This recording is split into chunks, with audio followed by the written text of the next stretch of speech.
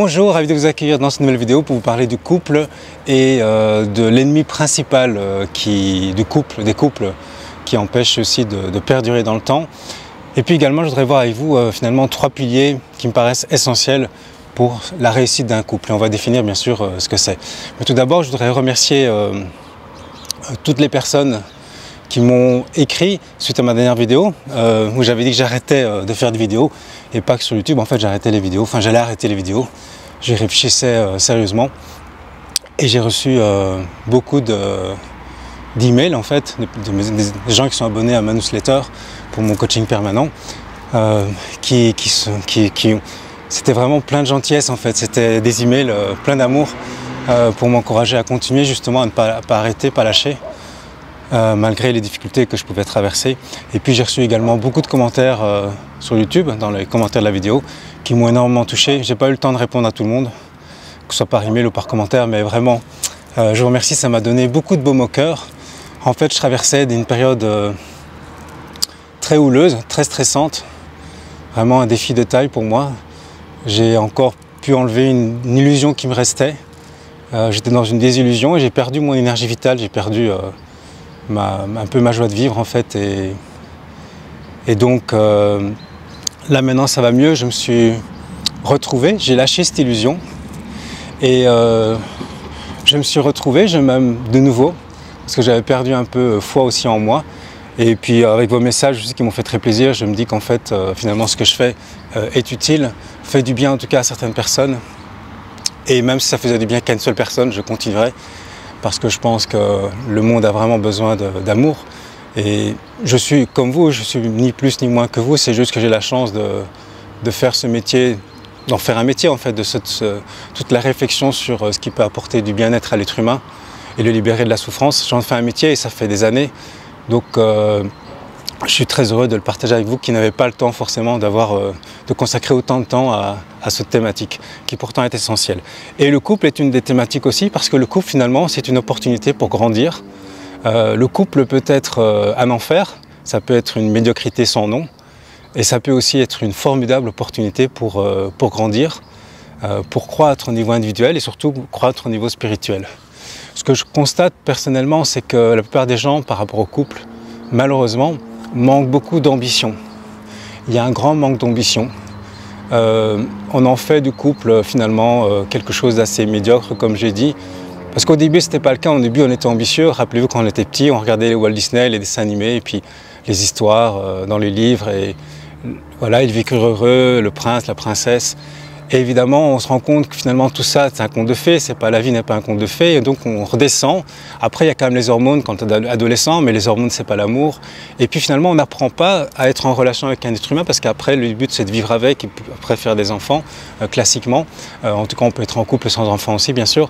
Mais on n'apprend pas à l'école, finalement, qu'est-ce que c'est être avec un être humain, vivre avec, communiquer avec.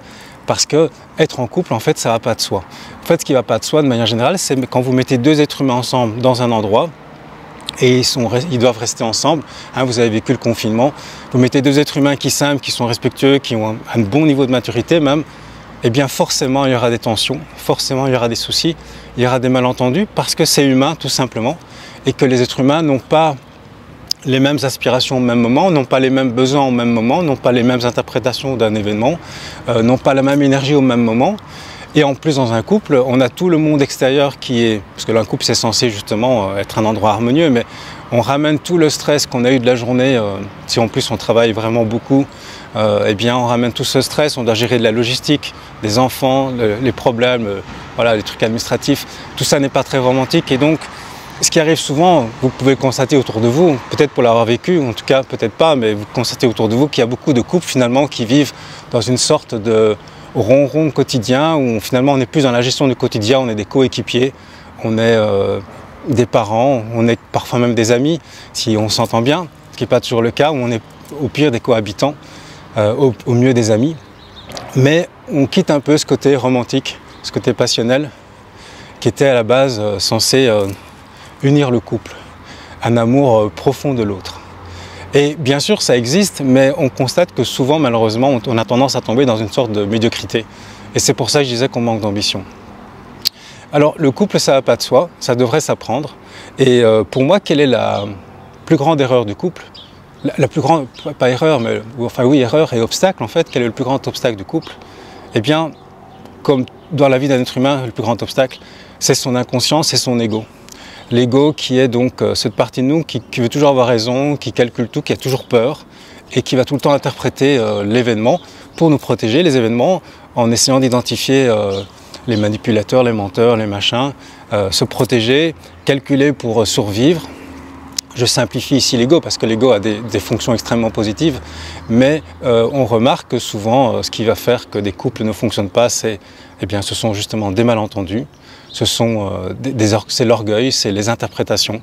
Vous savez, les guerres en fait ont été perdues pour des petits détails et souvent des couples se rompent, se brisent pour des petits détails, pour des malentendus qui ont perduré, on n'a pas clarifié des malentendus, puis il y en a eu d'autres, puis il y en a d'autres qui sont accumulés. On accumule une couche de frustration. Ça crée un fossé entre les personnes, on ne se comprend plus. On a l'impression d'être dans un dialogue de sourds. Et puis on se blesse, on se dit des mots durs et des blessures qui rajoutent aux blessures qu'on avait déjà en nous, qui sont profondes. Puisqu'on arrive tous sur Terre avec des blessures. Même, on va avoir des blessures dans notre enfance. Et on va avoir des manques d'amour, sentiments de rejet ou d'abandon, ou de trahison ou d'humiliation, vous connaissez les 5 blessures, et on transporte aussi des blessures dans notre code génétique, de nos ancêtres. Donc en fait on n'arrive pas vierge, et puis être 2 êtres humains qui se rencontrent dans un couple, et c'est aussi 2 corps de souffrance qui se rencontrent, comme dit Edgar Tolle, qui est l'auteur du pouvoir du moment présent. Et donc ça va pas de soi, et donc c'est difficile. Alors c'est principal obstacle, donc c'est cet ego qui va tout le temps calculer, diviser, juger, comparer, supposer que l'autre va nous tromper, l'autre ceci. Et par le mécanisme de prophétie autoréalisante, on va finalement essayer de confirmer ce qu'on croyait. Ça, c'est le travail de l'ego pour se protéger. Et donc, en fait, qui cherche trouve, on crée finalement nos problèmes dans l'ego, nos blessures, on cherche à s'en protéger en essayant de trouver la confirmation que oui, l'autre effectivement va bien nous abandonner ou nous rejeter ou nous trahir. Et si on ne fait pas un travail sur soi, sur donc cet ego qui est censé nous protéger, qui est un garde du corps, mais qui va un peu trop loin parfois, le couple ne va pas fonctionner. Donc ça, c'est le principal obstacle, je dirais, c'est l'inconscience de qui nous sommes profondément, parce que nous ne sommes pas juste un ego, nous sommes surtout un être, une présence, une force de l'infini, en fait, l'univers. Nous sommes la présence, toujours en paix, toujours en joie, mais qui s'oublie parce que cette présence s'identifie à un personnage. Et donc nous sommes ce personnage, mais nous ne sommes pas que ça. Et c'est l'important, justement, le couple peut être une opportunité pour grandir au niveau individuel, mais aussi surtout au niveau spirituel. Alors on pourrait se demander, mais pourquoi est-ce que les gens se mettent en couple? Et bien évidemment, si on regarde l'histoire et le fonctionnement humain, c'est naturel, c'est instinctif. Ça veut dire que naturellement, nous sommes des êtres de relation, nous avons un instinct grégaire, on a besoin de se regrouper, d'être ensemble, de créer des familles, de créer des clans. Et puis cette union entre l'homme et la femme, entre 2 êtres, quel que soit leur sexe finalement, est quelque chose qui est en nous, on recherche en fait cette union. Alors beaucoup de gens aussi sont en couple par conformisme, parce qu'à l'époque, je me souviens, il y a longtemps, être une femme à 30 ans qui n'était pas mariée, c'était vraiment pas normal, donc on voulait absolument être dans le groupe, être accepté, donc être en couple c'était normal, il fallait être en couple, c'est un peu par conformisme. Beaucoup de gens font ça par conformisme, alors que fondamentalement ils n'ont peut-être pas forcément envie d'être en couple. Et puis malheureusement aussi, le couple c'est un échappatoire à la solitude, à la souffrance existentielle de la solitude, qui est une illusion. Cette souffrance de la solitude, cette souffrance est réelle, elle est vécue dans le corps, mais la solitude est une illusion qui est maintenue par l'ego justement. Et parce que profondément, ce que nous ne sommes pas seuls. Ce que nous sommes profondément est le tout. Et donc nous sommes connectés à tout. Quand nous sommes profondément connectés, identifiés à notre vraie nature, nous sommes connectés à tout, aux arbres, à la forêt, aux êtres, à tout ce qui vit en fait, à tout ce qui est vivant, enfin même à la matière en fait. Et l'idée ici c'est de retourner à ce que nous sommes profondément pour ne plus sentir ce sentiment de solitude qui est une illusion créée par l'ego, par le mental. Alors souvent le couple est utilisé comme moyen d'éviter cette solitude. Évidemment ça fonctionne. Il y a d'autres moyens d'éviter la solitude. On peut éviter la solitude en se droguant, en s'alcoolisant, en se distrayant avec tout le temps des sports intenses ou de la télévision, des séries télé. Mais le couple est une façon aussi d'y arriver. C'est pour ça que j'admire beaucoup les gens qui ne sont pas en couple et qui font face à cette solitude. Évidemment, c'est un moyen plus direct d'évoluer, mais beaucoup plus difficile. C'est un chemin moins fréquenté. Alors, au fond, tout ceci étant dit, qu'est-ce qui permet au couple de réussir, que ce soit vraiment une belle réussite, le couple, que ce soit un modèle pour le monde où vous voyez deux êtres qui sont dans un amour merveilleux? Qu'est-ce qui permet ça? Quelles sont les clés en fait de réussite d'un couple? Pour avoir beaucoup observé, et dans ma vie personnelle et autour de moi et dans les clients que j'accompagne, finalement j'en tire 3 clés qui me semblent essentielles pour que le couple, l'union entre deux êtres, soit vraiment une réussite. Et quelle est la première clé? Si je vous pose la question, quel est le premier principe qui peut faire que cette union entre deux êtres fonctionne, soit un succès? Eh bien, vous me direz sans doute cette réponse, j'imagine, que la première clé c'est l'amour en fait. C'est-à-dire qu'évidemment, il faut qu'il y ait un amour, il faut qu'il y ait de l'amour entre deux êtres pour que le couple soit un endroit agréable où on grandit ensemble. Il faut qu'il y ait de l'amour. Et l'amour, c'est pas juste je t'aime parce que tu me donnes beaucoup. L'amour, c'est vraiment un amour généreux. Hein, c'est important, ça va de soi, l'amour c'est généreux, mais je le précise ici parce que souvent on a tendance à penser aussi ou à vivre le fait que je l'aime parce qu'il m'aime en fait. Hein, comme disait Gainsbourg, je t'aime moi non plus, mais je t'aime si tu m'aimes en fait. C'est l'amour on est là parce qu'on l'aime parce qu'on reçoit beaucoup. Alors l'idée de l'amour évidemment c'est tout le contraire, comme vous le savez, l'amour c'est donner. Et l'amour généreux c'est vouloir vraiment que l'autre lui donner beaucoup en fait, parce qu'on l'aime tellement, on veut le rendre heureux, on veut lui faire plaisir. C'est un amour qui ne compte pas, c'est un amour où on se donne totalement. C'est un plaisir de donner à l'autre, c'est un plaisir de lui faire plaisir. L'amour, c'est vouloir le bonheur de l'autre, où que soit son bonheur, même si parfois ça ne nous convient pas forcément. On a plus de plaisir à aimer et à donner qu'à recevoir, en quelque sorte. Vous voyez, l'amour généreux, c'est ça. Et j'avais lu ce roman de Barjavel. C'était l'époque, quand j'étais à l'école, où on lisait des grands romans, des grands livres, en fait, des grands auteurs. Ça a un peu changé malheureusement dans beaucoup d'écoles. Et donc j'avais lu Barjavel, puis après j'ai lu tout Barjavel, j'avais découvert Barjavel, c'était magnifique. Barjavel avait écrit un roman magnifique qui s'appelle La Nuit des temps. La Nuit des temps. Et c'était une histoire d'amour magnifique. Et dans un passage du livre, à un moment donné, il y a donc l'homme et la femme qui sont très amoureux, qui sont les deux héros du livre en quelque sorte.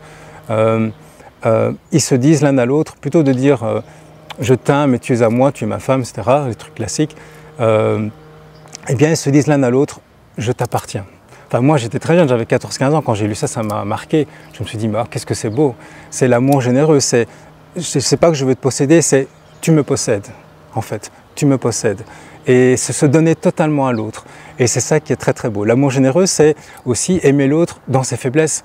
On est imparfait et c'est pouvoir aimer ses faiblesses, c'est pouvoir être là quand il a besoin, c'est tendre la main quand il est dans des moments de difficulté ou des faiblesses ou confronté à des blessures, c'est tendre la main en fait, c'est l'envelopper d'amour.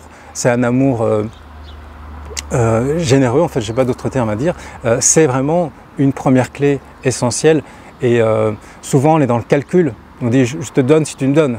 Vous voyez, mais ça, c'est pas vraiment de l'amour, c'est du commerce. Donc l'amour généreux, c'est un amour qui ne compte pas en fait.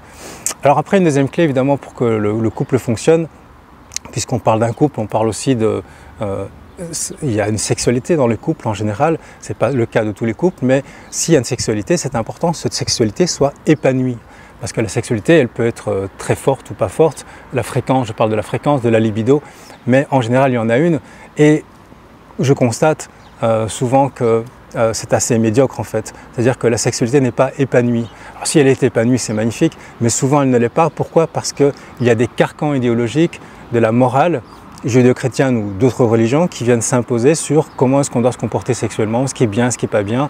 Il y a beaucoup de morale et donc beaucoup de gens se retrouvent coincés sexuellement et ça fait que le niveau de frustration augmente, hein, vous savez. Si on frustre sexuellement des personnes, le niveau de violence va augmenter et donc après ça crée des tensions dans le couple. Beaucoup de frustration, le niveau de frustration qui augmente, ça va créer des fossés entre les personnes et c'est bien dommage. Et une sexualité épanouie, c'est une sexualité qui est libre et qui n'a pas de normes. C'est important parce qu'on a des normes sur la sexualité. Voilà ce qui est normal, voilà ce qui n'est pas normal. En réalité, la seule règle finalement, ce serait le respect de l'autre. si l'autre accepte ce qui se passe, quel que soit le type de sexualité, si l'autre ça lui fait plaisir, alors tout est bon, il n'y a pas de normes en fait. On peut avoir une sexualité extrêmement douce, extrêmement sensuelle, extrêmement tactile et délicate. On peut avoir une sexualité beaucoup plus animale aussi. Et c'est pas l'un ou l'autre, un qui est bien, un qui est mal. Ça peut être les deux ensemble, ça peut être l'un et l'autre, ça peut être... Tout est possible en fait, vous voyez, il y a tous les dérivés aussi entre, tous les fantasmes. Il faut que cette sexualité s'épanouisse. C'est évidemment important parce que beaucoup de couples vont se séparer aussi parce qu'il y a le désir qui s'émousse, il y a un manque de plaisir, il y a une frustration qui s'installe, qui grandit. Et puis, le troisième clé pour qu'un couple fonctionne, cette clé me paraît la plus importante, c'est la clé qui va éviter que justement le couple va s'effriter à cause de l'ego. Eh bien, cette clé, c'est une communication authentique. Une communication authentique, mais pas juste authentique, une communication qui est élevante, je vais expliquer, et une communication qui est de cœur. Donc une communication de cœur, une communication élevante, une communication authentique, c'est super important. Parce qu'en fait, on remarque que comme on n'a pas appris tout ça à l'école, communiquer avec un autre être humain, ce n'est pas une chose qui est facile. On apprend à se connaître, en fait on apprend à connaître l'autre derrière la première facette qu'on a quand on est amoureux, après on apprend à connaître l'autre. Et donc c'est important de communiquer authentiquement sur qui nous sommes profondément, ce qu'on ressent, nos besoins, c'est une communication consciente, plutôt que d'éviter d'être dans les jugements et les suppositions, les analyses. La communication authentique où on va oser se mettre à nu avec humilité et parler de ses peurs, parler de ses besoins, parler de ses blessures, c'est quelque chose qui est fondamental. Et l'autre, à ce moment-là, c'est important qu'il écoute avec empathie, sans jugement, sans penser, sans prendre ça comme un reproche, mais vraiment qu'il y ait cet échange empathique. Et donc ça rejoint aussi la communication de cœur. Une communication de cœur, c'est une communication où on n'est pas dans la tête. Vous savez, si on communique avec la tête dans le couple, il y a plein de raisons de se disputer, de ne pas se comprendre, de se juger en fait les uns les autres. La tête juge tout le temps, se juge soi, se juge l'autre. Une communication de cœur, c'est justement une communication qui va pardonner, ne va pas rester dans le passé, hein, toujours en jugeant l'autre avec les filtres du passé. C'est une communication justement d'amour total. Le cœur a ses raisons, que la raison ignore, vous connaissez cette phrase. Et on peut par la tête avoir plein de raisons d'être fâché sur l'autre, ou de vouloir le rejeter, ou d'être d'être mal, mais le cœur aime toujours. Et donc c'est super important de pouvoir exprimer toujours, malgré tout, de pouvoir communiquer avec le cœur avec son partenaire. Et enfin, la troisième qualité de cette communication, c'est une communication élevante, c'est-à-dire que c'est une communication qui va en fait élever la qualité de relation entre nous en adoptant une extrême politesse. La politesse est hyper importante, ça a tendance à se perdre, et surtout quand on a choisi de vivre avec quelqu'un, peut-être même de faire des enfants avec, c'est quelqu'un qu'on doit honorer en permanence, c'est quelqu'un qui est important pour nous et qu'il est important de considérer comme un personnage très important. Alors on peut penser au prince, aux princesses, que l'homme avec qui vous vivez soit votre prince, ou la femme avec qui vous vivez soit votre princesse, mais ce n'est pas juste un mot sur papier, c'est vraiment quelque chose qui est vécu profondément. Quelque chose qui est vécu profondément.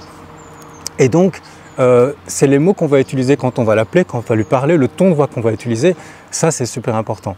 Je me souviens d'un sketch de Dieudonné il y a longtemps où il séduisait une femme dans son sketch et puis il parlait avec des mots doux, il faisait de la poésie. Et puis quelques années après, il était marié avec et il lui parlait comme un chien, comme du poisson pourri.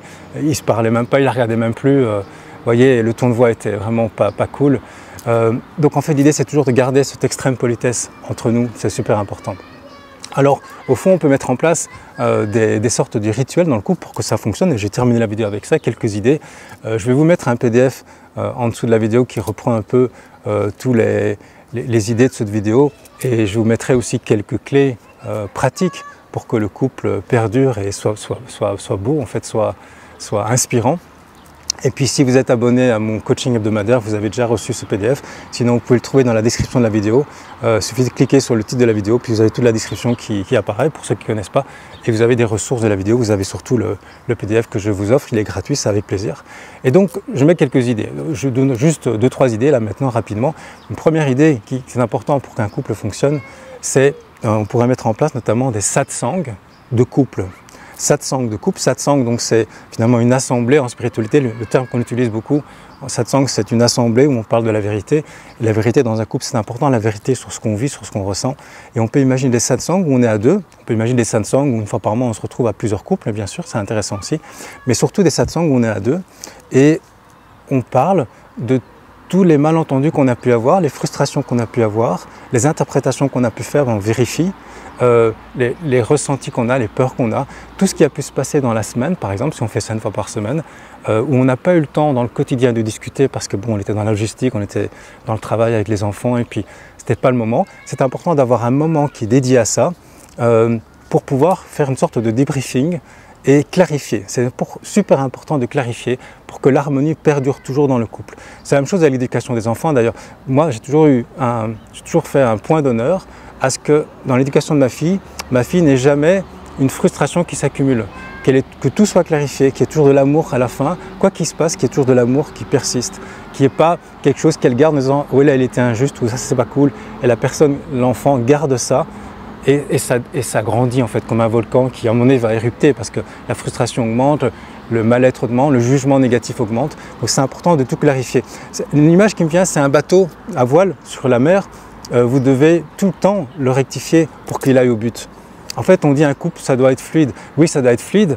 Naturellement, au début, c'est fluide si ça passe au niveau du courant de l'attraction. Mais après, ça doit être fluide si on communique. Oui, si on communique bien, c'est fluide, évidemment, mais il faut communiquer. Si on ne communique pas, les malentendus s'installent. Et donc ce bateau, vous avez une boussole, vous voulez aller dans un endroit, mais si vous ne vous en occupez pas, parce qu'un couple, il faut s'en occuper, il faut le soigner, ce n'est pas juste se soigner chacun, mais soigner aussi le couple, et bien ce bateau, il va dériver un peu lentement, à gauche, à droite, avec le vent, les vagues, et donc il faudra tout le temps le rectifier. Et ça, c'est valable pour tout. Vous avez une guitare, si vous êtes guitariste, il faudra tout le temps la réaccorder, vous voyez.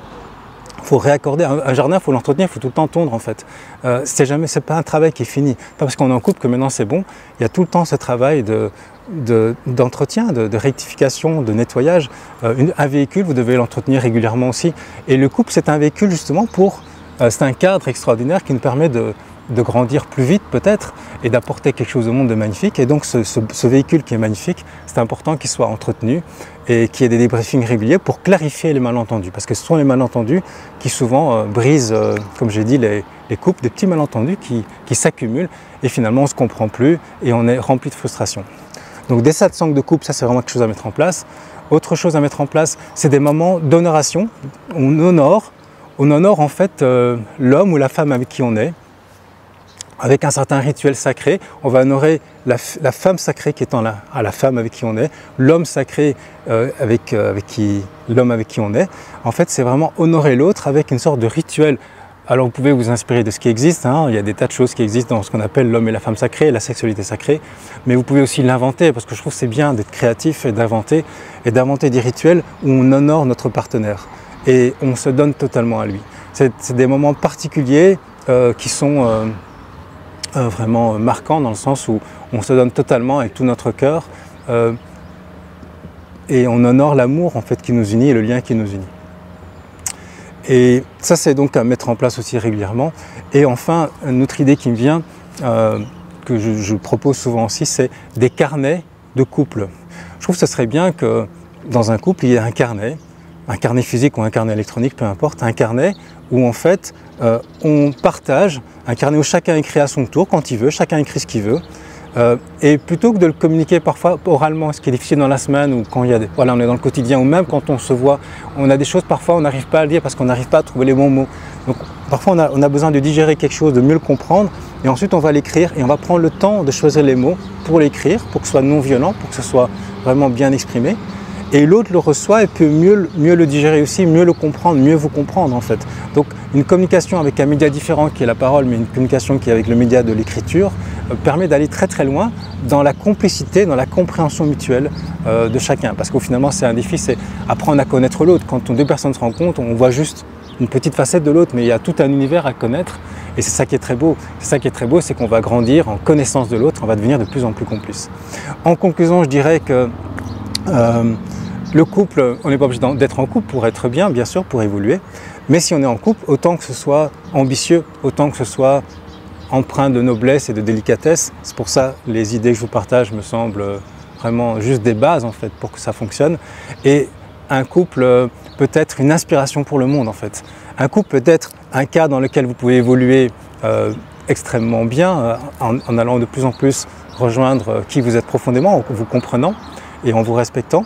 Mais un couple peut être aussi très inspirant et faire du bien au monde parce que le couple va générer de l'harmonie, de l'enthousiasme autour de lui. Ça va augmenter la fréquence vibratoire de l'environnement dans lequel il est, donc de la planète en fait. Donc ça c'est vraiment bien pour le monde. Et c'est aussi une démonstration, un modèle de l'amour qui l'emporte sur la peur. Parce qu'on est beaucoup mû par la peur. Souvent on se met aussi en couple par peur d'être seul, comme j'ai dit au début.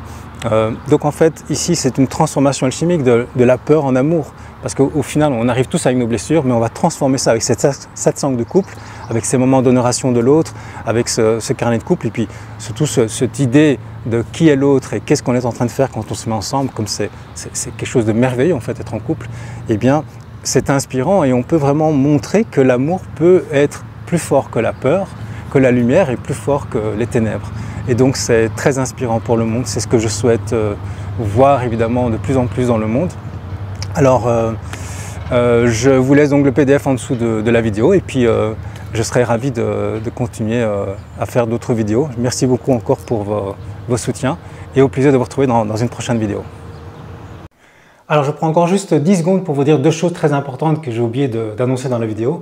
La première, c'est qu'évidemment tous vos commentaires sur ce que je viens de dire, sur les idées que vous avez pour qu'un couple fonctionne, toutes vos expériences sont bienvenues. Donc n'hésitez pas à me laisser vos commentaires dans les commentaires de la vidéo pour que je puisse construire avec vous, avec votre aide, d'autres outils qui peuvent aider les couples, des choses auxquelles je n'aurais pas pensé.